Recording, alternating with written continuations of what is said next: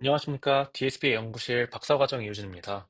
오늘 제가 2025년 엑셀 스터디에서 소개해드릴 내용은 RAP, Relative Attributing Propagation이라는 연구입니다.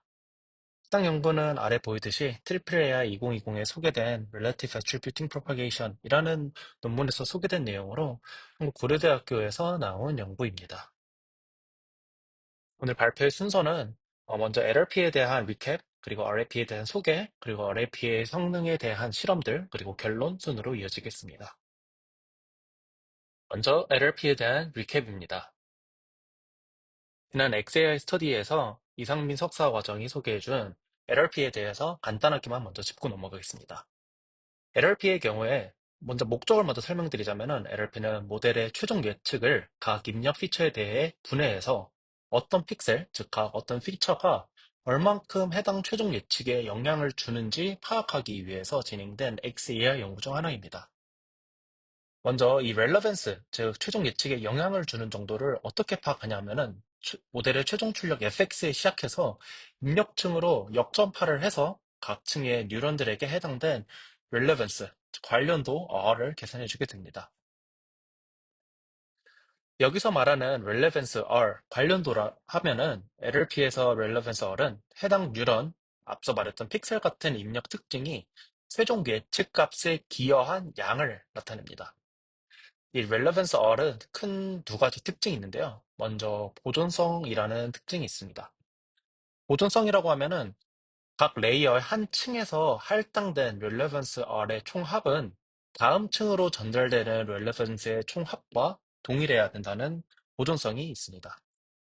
또 두 번째로 지역적 분해라는 특징을 갖는데요. 지역적 분해는 각 뉴런 J의 relevance R J는 그 뉴런에 입력된 각 하위 뉴런 I의 기여도에 따라서 분배된다는 특징이 있습니다. 이렇게 보존성과 지역적 분해 두 가지 특징을 지키기 위해서 각 층의 뉴런들이 출력에 기여한 값을 역전파 방식으로 할당해주게 되는데요. 이 역전파 방식이라고 하면은 순전파, 즉 forward pass 같은 경우에는 입력 피처, 이미지 닭이 들어가가지고 닭이라고 이미지를 판단하게 되는 모델의 예측값을 계산해주는 순전파 과정이고, 반대로 닭이라고 판단된 이 예측값을 이 입력 이미지로 역전파해주는 이 과정이 있습니다. 이 역전파 해줄 때는 이 relevance propagation이라고 해서 최종 출력 값을 각 층의 뉴런으로 계속 연속해 나가서 분해해 나가서 최종적으로 입력층까지 귀속시키는 과정이라고 이해해 주시면 되겠습니다. 정리하자면 LRP를 한 줄로 정리하면 각 레이어 L에 어떤 뉴런 I의 활성화 AI 값과 가중치 WIJ 값의 곱이 상위층 J에 기여한 정도를 바탕으로 relevance를 순차적으로 분배해주는 과정이라고 이해해 주시면 되겠습니다. 이런 LLP에서 역전파 과정에서의 조금의 문제점이 있습니다. LLP의 렐레번스 분배 문제인데요. 딥러닝 모델은 렐루나 타네이츠, 시그모이드 등과 같이 비선형 활성 함수가 많이 포함되어 있습니다. 그렇기 때문에 이를 단순한 선형분해 문제로서 분배를 해주기가 어려운데요. 이런 렐레번스 분배 문제를 해결하기 위해서 안정적으로 분배하기 위해 다양한 규칙들이 사용되게 됩니다. 뭐 여러 가지 룰이 있지만 먼저 크게 세 가지 룰에 대해서 소개해 드리겠습니다. W 스퀘어 룰 같은 경우에는 큰 가중치에 더 많은 렐레번스가 할당하여 해석의 안정성을 높이기 위해 제한된 룰이고요. 엡실론 룰 같은 경우에는 작은 가중치나 노이즈가 과도하게 강조되는 것을 방지하는 룰입니다. 세 번째 알파 베타 룰 같은 경우에는 오늘 소개해드린 RAP와 가장 관련된 룰인데요. 양수 및 음수 기여도를 균형 있게 고려를 해서 렐레번스를 분배하는 룰이라고 이해해 주시면 되겠습니다. 세 가지 룰 중 먼저 첫 번째로 소개해드릴 룰은 입실론 룰입니다. 입실론 룰 같은 경우에는 오른쪽에 수식과 같이 이루어지는데요. 해당 수식의 노테이션은 제가 아래 자세히 적어 놓았습니다. 등장 배경은 LLP의 기본 아이디어인 뉴런의 기여도가 이 활성화 정도인 AI와 가중치 WIJ로 인해서 계산이 되는데요. 상위 뉴런에 할당된 렐레번스를 하위 뉴런으로 분배하는 과정에서 분모에 해당하는 이 시그마 I 프라임, AI 프라임, WI 프라임 J의 곱값이 0이 되는 경우가 발생할 수 있기 때문입니다. 이는 렐로의 결과거나 아니면 합산의 결과로 인해서 음수 부분이 많아가지고 렐로를 다 0으로 정리된다든지 하는 문제가 발생할 수 있겠죠. 이를 해결하기 위해서 이 쌓인 함수를 통해서 부호들의 합으로 이 엡실론이라는 아주 작은 값을 붙여가지고 분모가 0이 되질 않게 방지해주는 효과가 있습니다. 전체 렐레번스 보존성을 유지하기 위한 안정적인 분배 방식을 마련했다고 이해해 주시면 되겠습니다. 다음은 W 스퀘어 룰입니다. W 스퀘어 룰 같은 경우에는 기존의 이제 규칙들의 특징에서 활성화 값의 불안정성을 좀 낮추기 위해서 제안된 룰입니다. 설명을 드리자면 기존 규칙들 같은 경우에는 보통 활성화 값 AI랑 해당되는 가중치 WIJ의 곱수를 바탕으로 기여도를 산출해주게 됩니다. 허나 일부 상황에서는 활성화 값의 변화나 부호에 의해서 영향이 실제 중요도를 왜곡할 수 있습니다. 이런 상황의 대표적인 예 같은 경우에는 활성화 값이 0에 가까우거나 아니면 부호가 혼재되어서 실제로 연결의 강도를 명확히 평가하기 어려운 경우가 있습니다. 이를 해결하기 위해서 분모에 이렇게 W 스퀘어 값의 시그마 텀을 붙여주게 되는데요. 해결 의도를 보자면은 활성화값과 무관하게 오로지 이제 가중치의 강도, 즉 제곱값에 비례해서 각 연결의 중요도를 평가해서 이 렐레번스를 분배하기 위해서 해당 분모 텀을 추가해줬다고 이해해 주시면 되겠습니다. 마지막으로 오늘 다룰 RAP와 가장 관련이 있는 이 알파 베타 룰에 대해서 설명드리겠습니다. 알파 베타 룰은 쉽게 A2B1이나 뭐 A1 B0 룰처럼 불리는데요. 해당 룰에 대해서 자세히 설명드리겠습니다. 해당 룰이 등장하게 된 배경 같은 경우에는 딥러닝 모델에서는 각 뉴런의 기여도가 입력 피처에 따라서 양수 혹은 음수를 모두 가질 수 있는 상황이 있습니다. 이를 단순하게 합산할 경우에 양의 기여랑 음의 기여가 서로 상쇄되어서 전체적인 영향이 왜곡될 수 있는 상황이 있습니다. 이러한 부분을 상쇄시키기 위해서 양의 기여와 음의 기여를 분리해서 이를 개별적으로 처리하고 두 기여를 적절히 조합을 해서 최종적으로 보존성도 만족하고 해석 가능한 렐러번스 분해를 제공하기 위해서 이 양의 기여랑 음의 기여를 분리한 것이 알파 베타 룰이라고 이해해 주시면 되겠습니다. 여기서 수식에서 보면 알 수 있다시피 알파룰 같은 경우에는 양의 기여도를 관장하는 하이퍼 파라미터, 베타 같은 경우에는 음의 기여를 관여하는 하이퍼 파라미터라고 보면 되는데 일반적으로 알파 마이너스 베타는 1이라는 관계를 유지를 하게 됩니다. 그래서 주로 알파는 2, 베타는 1로 설정하는 것이 이 LRP에서의 기본적인 룰이고 후에 설명하겠지만 RAP에서의 비교 실험으로 알파는 1, 베타는 0으로 그래서 물리 양수의 기여만 확인하는 이런 식의 LRP도 있습니다. 다음은 RAP에 대해서 설명드리도록 하겠습니다. 앞서 말했던 이 알파, 베타 룰 같은 경우에는 문제점이 있습니다. 문제점을 크게 세 가지로 정리를 해 보았는데요. 절대값 기반의 분해의 한계 부분이 있습니다. 단순히 AI, WIJ의 곱수로의 절대적인 크기로 렐레번스를 분배하게 되면은 각 뉴런이 얼마나 다른 뉴런에 비해서 상대적으로 중요한가라는 이런 상대적인 정보를 간과할 수 있게 됩니다. 추가로 양, 음 기여의 불균형 부분이 있겠는데요. 양의 기여랑 음의 기여를 고정된 값이 뭐 알파는 2, 베타는 1로 분리해서 계산될 때 각 기여가 상쇄되거나 아니면 불필요하게 강조될 수 있기 때문에 전체 설명에 이렇게 왜곡되는 문제가 발생할 수도 있습니다. 추가로 층내 비교가 미흡하다는 점도 있는데요. 동일 층내의 뉴런들 간의 상대적 비교가 고려되지 않아서 실제로 중요한 뉴런과 덜 중요한 뉴런 간의 차별화가 어려워질 수 있다는 점이 특징입니다. 그래서 RAP 같은 경우에는 이 기여도를 상대적 차이로의 기여도로 재정의를 해주게 됩니다. 즉, 기여도를 절대적인 값이 아니라 상대적인 차이로 재정의해주게 되는데요. 먼저 중심화 과정이 있겠습니다. 중심화 과정에서는 상위층 뉴런 J로 전달되는 하위층 뉴런 I의 기여도를 단순히 AI와 WIJ의 곱이 아니라 동일층 내 평균 기여도와의 차이로 재정의를 해주게 됩니다. 추가로 정규화 및 상대적 분배 과정도 있는데요. 차이 값을 각 연결에 대해서 정교화를 해서 어떤 뉴런이 평균보다 얼마나 크게 혹은 얼마나 더 작게 기여했는가를 비율로 나타내서 적용을 해주게 되고요. 이렇게 얻어진 상대적 기여도를 바탕으로 상위층의 Relevance RJ를 하위층의 뉴런들에게 재분배해주게 됩니다. 그럼 해당 과정에서 중심화, 이 센터링 과정에 대해서 먼저 알아보도록 하겠습니다. 센터링 과정을 다시 말하자면은 동일 층 내 평균 기여도와의 차이로 재정의 한다고 말씀드릴 수 있겠는데요. 원래의 기여도 같은 경우에는 말했듯 상위층 J에 기여하는 각 하위 뉴런 I의 원래 기여도는 CIJ는 레이어 L에 해당하는 알파 I와 해당 알파 I와 그 상위 레이어 뉴런 J에 연결된 WIJ, L, L 플러스 1의 곱수로 이어지게 됩니다. 이 상위층 뉴런 J로 전달되는 각 하위층 뉴런 I의 기여도를 AI, WIJ가 아니라 동일 층 내의 평균 기여도와의 차이로 이제 바꿔주게 됩니다. 그를 위해서 먼저 평균 기여도 J를 계산해주게 되는데요. J 같은 경우에는 단순하게 AI와 WIJ의 모든 뉴런에 대한 값을 합해주고 그를 n의 개수로 나눠주게 됩니다. 여기 그림에서는 뉴런의 개수가 3개이기 때문에 n은 3이 되겠죠. 그를 통해서 평균을 빼주게 되면은 결국 중심화된 기여도인 CIJ 틸다를 구할 수 있게 됩니다. 나은 이해를 위해서 실제 예시를 한번 제가 갖고 와 보았습니다. 실제 예시를 위한 먼저 가정을 보면은 활성한 값과 가정치 그리고 상위 뉴런의 렐레번스를 먼저 정의하도록 하겠습니다.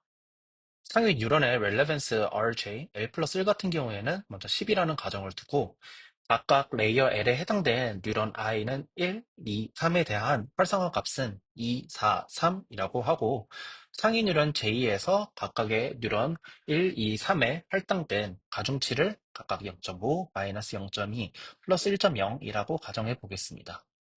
그럼 원래 기여도를 계산해주게 되면은 CIJ는 AI과 WIJ의 곱수로 이루어지게 됩니다. 그를 통해 2 곱하기 0.5는 1로 4 곱하기 마이너스 0.2는 마이너스 0.8, 3 곱하기 1은 3으로 해서 각각의 C1J, C2J, C3J는 1, 마이너스 0.8, 3.0으로 할당되는 것을 알 수 있습니다. 이때 평균 기여도를 계산해주게 되면은 3개의 뉴런의 평균이니까 각각 1, 마이너스 0.8, 3.0의 평균인 약 1.0667로 계산할 수 있겠습니다. 이렇게 계산된 평균 기여도를 원래 계산된 기여도에 빼주게 된다면은 중심화된 기여도 CIJ 틸다를 구할 수 있게 되는데요. 각 누련의 C1J 틸다, C2J 틸다, C3J 틸다 같은 경우에는 마이너스 0.0667, 마이너스 1.8667, 그리고 플러스 1.9333이 되겠습니다. 그 다음 과정은 정규화와 상대적 분배 과정이 필요합니다. 해당 과정은 어떤 뉴런이 평균보다 얼마나 크게 또는 작게 기여했는가를 비율로 분배해주는 과정이라 보면 되겠습니다. 이를 위해서 상위 뉴런 J에 대해서 모든 하위 뉴런에 대한 절대 중심화 기여도의 합을 계산하게 됩니다. 해당 값은 ZJ라고 하게 되고 앞서 구했던 CIJ 틸다에 이런 절대값 값을 취해서 총합을 구해주게 됩니다. 그 이후 해당 뉴런 J의 렐러번스 RJL 플러스 1, 앞서 예시에서는 10을 아래와 같이 분배를 해주게 됩니다. 이런 과정을 통해서 평균 대비 기여도가 큰 뉴런 같은 경우에는 더 많은 렐러번스가 할당되게 됩니다. 이 또한 예시의 과정을 통해서 보겠는데요. 앞서 과정을 통해서 중심화된 기여도 CIJ 틸다는 각각 마이너스 0.0667, 마이너스 1.8667, 플러스 1.933이 되겠습니다. 이를 통해서 정규어 항인 ZJ를 계산해주게 되면은 각각의 CIJ 틸다의 절대값을 씌운 값의 합에 약 3.8667이 계산되는 것을 확인할 수 있겠습니다. 이를 하위 누런에 할당한 relevance RIL로 나눠줘서 계산하게 되면은 R1L 같은 경우에는 약 3.8667분의 마이너스 0.0667 곱하기 선행 레이어의 relevance 값인 10을 곱하면은 약 마이너스 0.1727. R2L 같은 경우에는 동일한 과정을 거치게 되면은 마이너스 4.823 그리고 마지막 세 번째 뉴런에 대해서 relevance를 배분해주게 되면은 약 5.0이 나오게 됩니다. 그럼 이를 해석을 해보겠습니다. 먼저 첫 번째 뉴런에 할당된 relevance R 같은 경우에는 마이너스 0.1727이 됩니다. 해당 뉴런의 relevance 같은 경우에는 거의 평균 수준의 기여를 보이게 되어서 매우 작은 relevance가 할당된 것을 확인할 수 있겠습니다. 이는 해당 뉴런 1이 상위 뉴런에 기여한 정도가 평균과 거의 일치하다고 해석할 수 있겠습니다. 다음 두 번째 뉴런 2 같은 경우에는 평균보다 크게 낮은 기여를 보이게 됩니다. 약 음의 렐레번스 마이너스 4.823이 할당이 되는데요. 이는 뉴런 2가 상위 뉴런의 출력에 부정적인 영향을 많이 끼쳤다라고 나누어 볼 수 있겠습니다. 뉴런 3 같은 경우에는 평균보다 크게 높은 기여를 보여서 양의 렐레번스인 5.0이 할당이 됩니다. 이는 뉴런 3이 이제 상위 뉴런 출력에 가장 큰 긍정적인 영향, 즉 평균보다 크게 기여함을 알 수 있겠습니다. 다음은 이렇게 소개된 RAP의 성능을 알아보기 위해 진행된 실험 파트에 대해서 말씀드리도록 하겠습니다. 실험 세팅은 다음과 같습니다. 두 가지 백본, BGG랑 레스넷에 대해 먼저 BGG16 네트워크랑 레셋50 네트워크의 RAP 적용 후 시각화를 비교해 보도록 하겠습니다. 좌측이 인풋 이미지가 되겠고, 이제 해당 이미지를 좌측에 나와 있는 카테고리로 클래시피케이션을 성공을 했을 때 나타낸 이런 그레디언트를 확인해 본 결과입니다. 중간 부분에 있는 결과들은 이제 비교분들의 결과이고, RAP 같은 경우에는 이 빨간색 부분이 양의 기여를 표시한 부분, 파란색 기여가 음의 기여를 표시한 부분이 되겠습니다. RAP 같은 경우에는 그림에서 나왔다시피 기존 반복들보다 객체와 배경을 명확하게 구분하여 긍정적인 포지티브 기어랑 부정적인 이런 네거티브 기어를 잘 분리해낸 것을 확인할 수 있겠습니다. 기존 방법들 같은 경우에는 인풋 그레디언트나 가이디드 백 프로파게이션 같은 경우를 보면은 긍정적 및 부정적 기어가 좀 중첩돼서 색이 겹쳐 혼합된 결과인 보라색으로 좀 보이는 것을 확인할 수 있습니다. 그림을 통해 알 수 있는 거는 RAP는 이렇게 클래시피케이션 결과에 객체 부분에 긍정적인 가중치를 잘 부여를 하고 배경 부분에 부정적인 가중치를 잘 배치를 해서 설명력의 향상됨을 확인할 수 있겠습니다. 다음은 outside inside relevance ratio에 대한 결과인데요. 이 객체 내부와 외부의 영역에서의 설명 가능성을 평가하는 지표입니다. 주로 객체 내부, 즉 바운딩 박스 안에서 얼마나 긍정적인 렐레번스가 존재하고 객체 외부, 바운딩 박스 밖에서 얼마나 많은 부정적인 렐레번스가 존재하는지를 비교를 해서 계산하게 되는 거고요. 해당 부분 같은 경우에는 낮을수록 더 좋은 수치라고 이해해 주시면 되겠습니다. 위에 장표에서 보다시피 RAP 같은 경우 가장 낮은 outside inside 레이시오를 기록을 해서 객체 내부에 렐레번스를 더 많이 집중시킨다는 것을 알 수 있겠습니다. 다른 기법들과 비교를 했을 때 결론적으로 객체와 배경을 더 명확하게 잘 구분을 해내는 XA의 기법이라고 이해주시면 되겠습니다. 다음은 앞선 부분과 비슷한데 이렇게 XA의 기법으로 확인된 부분에 이런 세그멘테이션 기법처럼 확인한 부분입니다. 세그멘테이션 마스크를 평가해 보았는데요. RAP가 다른 설명 기법들보다도 이런 객체성 점수라고 해서 픽셀 애큐러시나 아니면 MIU를 측정했을 때 가장 높은 기록을 나타내는 것을 확인할 수 있겠습니다. 앞선 부분과 동일한 결론인데 설명된 영역이 실제 객체 부분과 높은 일치도를 보인다고 이해해주면 되겠습니다. 마지막으로는 리전 퍼터베이션 결과입니다. 리전 퍼터베이션이라고 하면은 이런 부정적 렐레번스를 가지는 영역을 제거했을 때의 모델의 성능 저하 정도를 평가한 겁니다. 즉 어블레이션 스터디처럼 그 렐레번스에서 이제 긍정적 렐레번스만 남겨놨을 때 이렇게 큰 차이를 보이는지에 대한 비교입니다. 만약 부정적 렐레번스가 제거될 때 모델 성능이 급격히 떨어지면은 렐레번스가 올바르게 배정되지 않았다는 반증이 되겠죠. RAP 같은 경우에는 얼과 포지티브 두 가지를 비교해 보았을 때 렐레번스를 제거하더라도 성능 저하가 거의 발생하지 않습니다. 조금은 발생을 하지만 다른 애들에 비해서는 크게 발생하지 않는다는 점을 확인할 수 있겠죠. RAP 같은 경우에는 이 비중요 영역을 정확히 식별을 해서 모델의 예측을 방해하지 않는 방식으로 렐레번스가 잘 배분되는 것을 확인할 수 있겠습니다. 다음 오늘 소개드린 RAP에 대한 랩업을 할 컨클루전 파트입니다. 오늘 제가 설명드린 RAP 같은 경우에는 컨트리뷰션을 정리를 하자면은 상대적 중요도를 잘 반영을 해서 렐레번스를 잘 배분한 연구라고 정리할 수 있겠습니다. 뉴런의 기여도를 단순한 크기가 아니라 평균 대비 상대적인 차이로 다시 평가를 해서 실제 중요한 특징을 더 명확하게 구분해내는 것을 확인할 수 있겠습니다. 두 번째로 음과 양, 즉 포지티브과 네거티브 렐레번스를 잘 나누어서 이런 중심화 과정을 통해서 음수와 양수 기업 모두 평균 대비 얼마나 중요한가를 바탕으로 잘 렐레번스를 분배했다고 말할 수 있겠습니다.